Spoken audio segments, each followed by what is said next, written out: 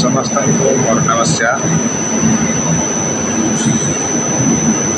अनेक लोग कहते प्रभु यीशु ख्रीष्ट को गोटे साधा प्रभु।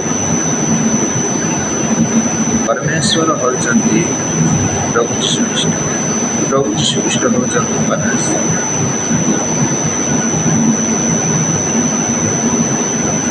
परमेश्वर कहले कौन अनेक लोग मत जानी ना। परमेश्वर अर्थ हूँ आकाश पृथ्वी सृष्टि करता। से स्वर्ग मंच पाताल राजा। अनेक सारा विश्व पृथ्वी को प्रभु यीशु ख्रीष्ट हस्त से माने सृष्टि कर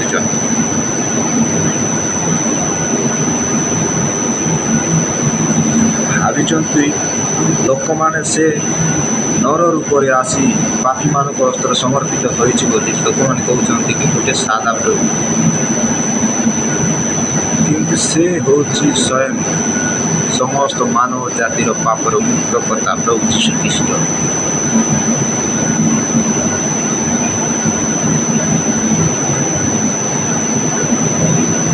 अनेक लोग कहते से माने कि कर्म करुँच कौन जानते। आम देश आदिवासी लोग कहते दम लोकर माप।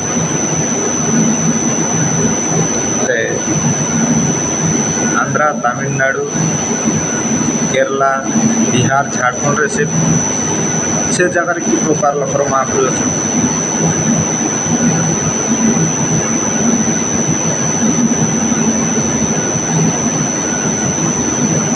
कथा कौच विदेशर कथा तो छाड़। विदेश कि प्रकार जाति अच्छा तुम जान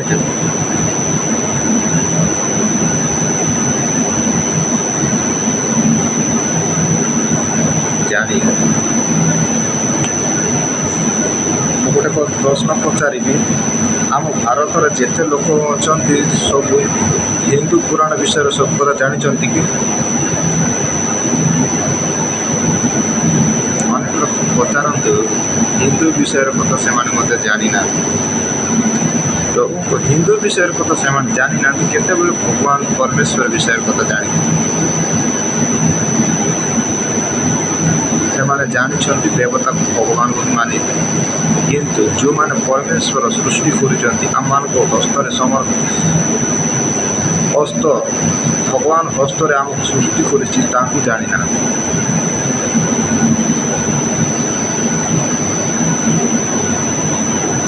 केते बेले जाए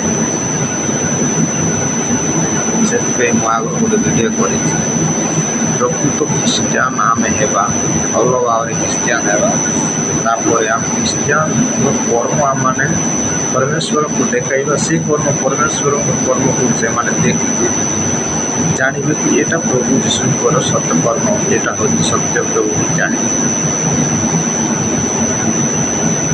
विश्वास। अब जिते ताड़ना आसिले जिते क्लेश आसिले व्यर्थ रही परमेश्वर को स्थान को आम जापर कौन संतान है।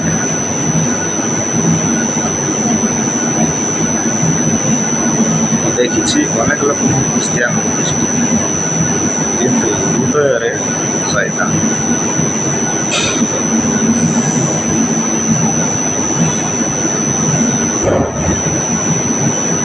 मत किसी कहे हाय कई विश्वासी अच्छी से तो प्रकृत से ख्रीस्टियान नहीं यार से कोई तार का फायदा का वीडियो करना है अरे क्या किंतु आमर विश्वास को आमर कर्म केवल परमेश्वर जानवर आवश्यक। लोक को देखानिया काम आम के करवा नहीं, परमेश्वर को आम देखानिया जगत रे थिला बेले जेते लोक थिले मध्य केही साहाय्य करिबर नहीं। परमेश्वर साहाय्य मला मध्य भी परमेश्वर साहाय्य तांको काम करिबा ना जगतर काम।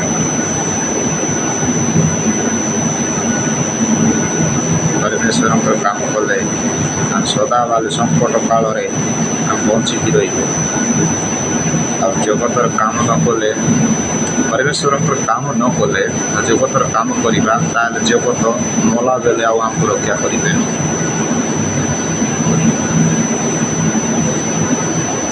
ବିଶ୍ୱାସ ଏଣୁକରି ଧ୍ୟାନ ଦିଅନ୍ତୁ। ଆମ ଖ୍ରୀଷ୍ଟିଆନ ଭାଇ ଭଉଣୀମାନେ ଦେଖନ୍ତୁ ସମୟ ଆସିଛି। ଏଇଟା ହେଉଛି ତାଡ଼ନା ସମୟ, ମହାସଙ୍କଟ ସମୟ। ଆମେ ଏହି ସଙ୍କଟ ସମୟରେ ଆମେ ବହୁତ ଭାବରେ ଜାଗ୍ରତ ରହିବାର ଆବଶ୍ୟକ।